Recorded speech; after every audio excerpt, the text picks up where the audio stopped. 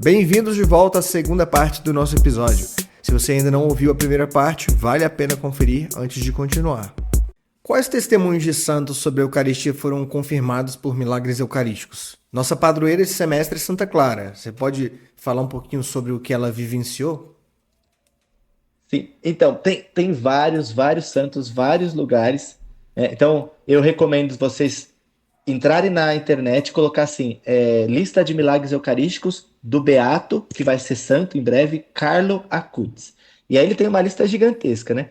Entre elas tem Santa Teresa d'Ávila, tem São Francisco de Assis, tem a Beata Imelda Lambertini. Ela é uma criança, né, ela é que se alimentou da Eucaristia durante anos e não morreu, né? Tem as aparições de Nossa Senhora também, que tem milagres eucarísticos, tem vários de mudança de natureza, e tem a nossa querida Santa Clara, né, e padroeira do grupo. A história de Santa Clara é interessante, que ela tá bem naquele período que começou uma heresia a respeito da Eucaristia por causa de um teólogo muito inteligente, que era perdão, não é Beato não, que é o herege, perdão, Berengários de Tours, né? E ele realmente queria uma lógica racional na Eucaristia, explicar racionalmente. E aí começou a destruir a fé na igreja, né? E a Santa Clara, por sua vez, uma monja recoleta ali no seu no seu claustro, né, no seu claustro das Clarissas, ela estava ali em oração, estava tranquila com as suas irmãs religiosas, em 1244, mais ou menos. Estava tendo uma guerra lá na Itália, né? E aí teve uma armada de um rei, a armada de Frederico, que entrou no vale dela e queria destruir tudo para conquistar os terrenos da igreja, e em particular da igreja de Santa Clara. E imagina, um monte de irmãzinha, né, sem força bélica, sem nada, elas iam ser liquidadas, porque eles de fato eles entravam com violência, matava tudo, destruía tudo e só pegava o ouro, né?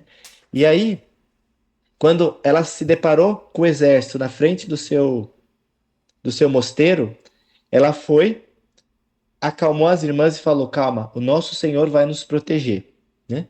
Ela, ela vai, reza e pega na mão a caixinha, né, uma caixinha com a Eucaristia, e fica na frente do mosteiro, né? E aí ela, com fé, ela diz, né, que aquele Senhor vai proteger dos maus, né? E de fato, da hóstia saiu uma voz que disse para ela assim: ter-vos-ei sempre sobre os meus cuidados. E aí não houve nada, não houve nada. E aquele Frederico II, que queria destruir, ele se converteu, porque não conseguiu destruir o claustro, escutou a voz e acreditou na Eucaristia. Tanto que a Santa Clara, muitas imagens dela tem ela segurando o cibório ou a própria Eucaristia. É justamente por isso, porque ela colocou diante dela a verdadeira proteção, proteção do próprio Deus. E quem coloca Cristo à frente, né, de fato, o mal nunca vai conseguir vencer, né? O mal vai ser derrotado. Então, a Eucaristia na nossa frente, no centro da nossa vida, para que de fato a gente, né, seja protegido de todo o mal. Dietrich, ainda nessa vibe assim dos testemunhos, né? Conta a sua história pessoal pra gente com a Eucaristia, né? Se tem algo mais que você queira partilhar, contou aí da sua questão quando criança, né? Logo no seu primeiro contato, assim, né? De acreditar mesmo na Eucaristia. E depois, ao longo da sua vida, tiveram mais ocasiões? Conta pra gente. Sim, bom, então eu havia falado, né? Quando eu era criança, aconteceu esse fato dessa deucidência do cachorro e eu querer ser coroinha. Eu brinco que quando eu era criança, né, 10 anos, eu não sabia explicar, né, esse milagre de amor. Mas aí depois de, né, 24 anos, uma faculdade de engenharia, filosofia, teologia, eu também continuo sem explicar. Mas cada ano que passava na minha vida, mais eu me aprofundava nesse mistério de amor, mais me apaixonava pela Eucaristia. Tanto que aí, quando eu passei a ser coroinha, logo depois de uns 2 anos, o padre faleceu, veio um padre chamado padre Alfredo Granzotto. Esse padre, ele tinha muito amor pela Eucaristia. E ele, de fato, me ensinou a ser coroinha e ter amor pela Eucaristia. De fato, assim, a gente viu o zelo que ele tinha na hora de purificar, na hora de dar a comunhão, né? Ele usava a patena, o caminho, para não cair nenhuma partícula quando ele entregava a comunhão. Cuidava, era zeloso. E aí esse amor foi passando para a gente, os coroinhas. E como eu era coroinha e ficava do lado do padre, normalmente quem fica do lado do padre, que ajuda lá no altar, recebe a partícula grande, né? Tem a partícula grande, o padre divide, e os servidores do altar normalmente recebem aquele pedaço da partícula maior, da hóstia magna, que a gente chama. E aí eu era criança e sempre recebia a hóstia magna. E daí eu comentei com ele que eu gostava. E aí, quando eu não servia, não era coroinha, ele guardava para mim, ele colocava na âmbula e eu ia na fila dele e ele entregava para mim a hóstia, o pedaço maior. E aí eu fui crescendo com essa, né, ali na paróquia, tal. De repente, muitas vezes, e aí eu passei na engenharia civil e eu consegui uma bolsa para estudar na Espanha. Então eu lembro um momento em particular que eu estava muito preocupado, assim, muito é, chateado, porque eu escutei uma homilia e o padre falava a respeito da confissão. E assim, o padre ele foi muito enfático, e ele falou que de fato as nossas confissões não valiam, porque a gente não sabia se que precisava. E aí eu fiquei escrupuloso, né? E eu falei assim, acho que eu não vou comungar mais, porque eu não sei me confessar e tal. E eu me afastei da comunhão. Eu fiquei tipo sei lá, uns 10 dias. Aí eu pensei assim, não, não é possível, meu Deus. E fiquei preocupado mesmo, bitolado. E aí eu fui, me confessei e falei, Senhor, me ajuda a comprovar minha confissão, porque eu acho que não é válida, porque eu não sei me confessar direito. E aí eu fui na fila da comunhão, do nada, numa igreja qualquer lá na Espanha, longe né, de tudo. E aí o ministro foi e me entregou um pedaço da hóstia magna. Daí eu falei, puxa, né, é Deus sempre comigo. E várias vezes, eu assim, em outras missas, em outras igrejas, quando eu tinha alguma coisa assim de ansiedade, pedi alguma coisa para Deus, por uma coincidência, uma deucidência, né? Recebia a hóstia, pedaço da hóstia magna. Várias vezes, várias. E aí, quando eu vim aqui pro seminário, comecei o seminário lá em São Paulo. E aí, eu mudei. E quando eu mudei, assim, eu fiquei um pouco preocupado em saber se eu tinha feito uma boa escolha, né? Porque eu fiz uma escolha, assim, na oração, tudo. Mas a gente sempre fica preocupado aonde Deus me quer, né? Mas tudo indicava para eu vir para cá. E aí, logo no primeiro dia, né, eu sentei num lugar lá na capela, e justamente o lugar que eu sento na capela é o primeiro que vai receber a comunhão. Eu não sabia. E aí sempre, todos os dias, já faz 4 anos, eu recebo a metade da hóstia magna, né? A parte grande. Só que assim, só um parênteses, né? Não importa, a hóstia pequenininha, o pedacinho farelo, é o mesmo Jesus ressuscitado. Só que a hóstia magna, na minha relação com Deus, é especial para mim, no meu caso, sabe? Não é que cada um precisa ir lá e receber a hóstia magna, porque todas é igual, tudo é igual. Mas assim, é um carinho que Deus tem comigo por causa da minha história, da minha infância, por causa desse padre e tudo. Então, é uma forma de eu me relacionar com Cristo. E agora eu vou ser padre, então eu sempre vou comungar da hóstia magna. Então, eu acho que foi uma forma de Jesus já ir encaminhando para minha vocação. Nossa, que bonito, gente. Tô até emocionado assim mesmo, sabe? De ver como Deus é presente nas nossas vidas, assim, né? Como Ele tá tão atento às nossas orações, aos nossos pedidos. Vou até começar aqui a falar um pouquinho sobre a minha experiência. Eu tive a graça de servir como ministra da Eucaristia durante 6 anos na minha vida. Eu sempre fui católica, sempre fui na missa desde pequena, né? Mas eu me tornei mais íntima de Cristo Eucarístico, porque pouco antes de ser chamada a servir, eu ganhei de presente um livro que se chama Eucaristia Nosso Tesouro, do Monsenhor Jonas Abib. Está no nosso drive, nós temos um drive que estamos compartilhando aí alguns livros em PDF, então ele está lá, vocês podem acessar. Ele é bem pequenininho, mas ele explica muita coisa, né, da Eucaristia e cita também alguns milagres, como o de Lanciano, que a Dietrich citou aqui para nós. Então foi nesse tempo, logo depois que eu li esse livro, eu fui chamada a servir, e foi nesse tempo de serviço do altar, de levar Jesus até os hospitais, a casa dos enfermos, né, das pessoas doentes, que eu posso dizer que são vários, assim, também os pequenos milagres ou grandes milagres que eu presenciei, né? A diferença, assim, de um enfermo antes e depois da Eucaristia. Houve uma ocasião especial numa missa que estava assim, lotada.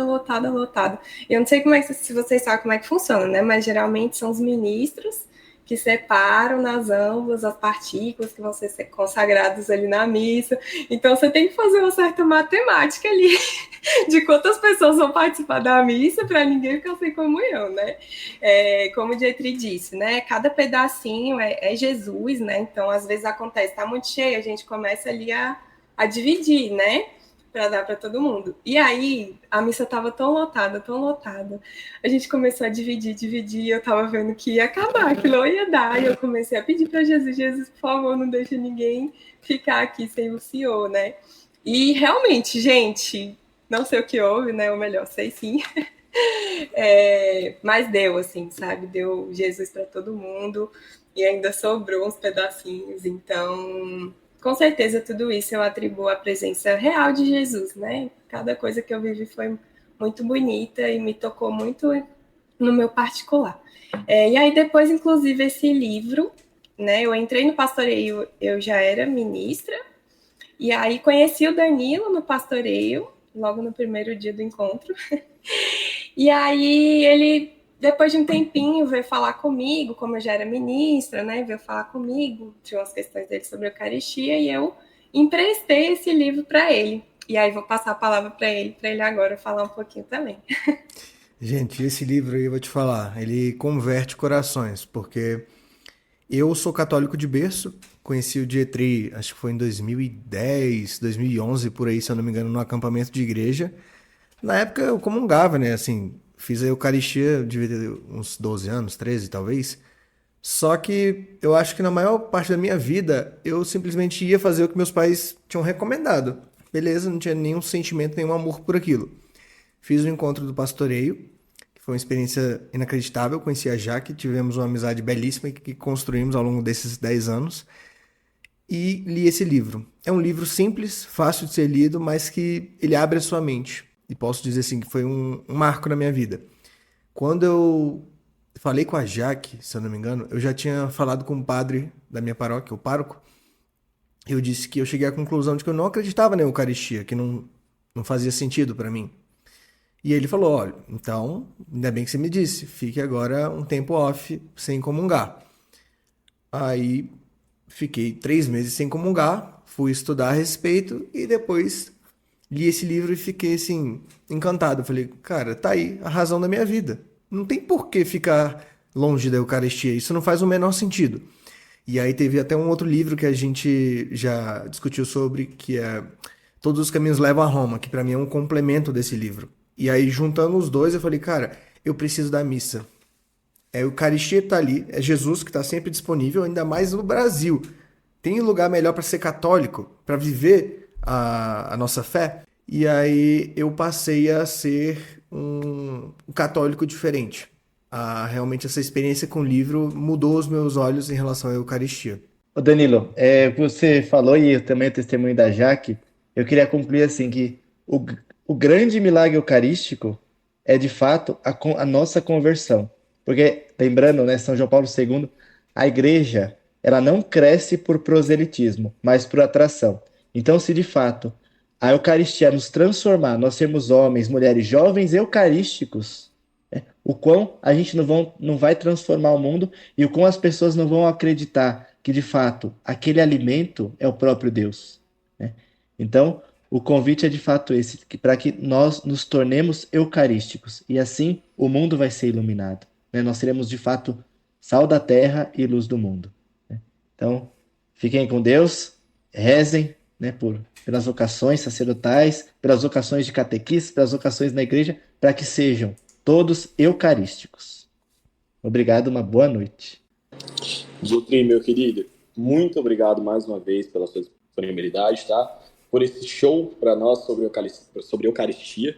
Foi, assim, uma chuva de conhecimento. Eu espero ter conseguido absorver pelo menos metade de tudo que você disse, porque foi muito, muito importante para mim ouvir tudo isso. A gente nem imaginava que uma vida de um seminarista é corrida e cheia de atribuições. Então a gente fica muito feliz de te receber aqui no Vigília Cast. E fique muito mais do que convidado para vir outras vezes, tá bom? Por hoje é só, ovelhinhas. Vocês podem continuar nos escutando tanto pelo Spotify quanto pelo YouTube Music. E não se esqueçam de nos seguir também no Instagram, @pastoreiojovem. Muito obrigada a quem ficou até o final e fiquem com Deus e ligadinhos nos próximos episódios.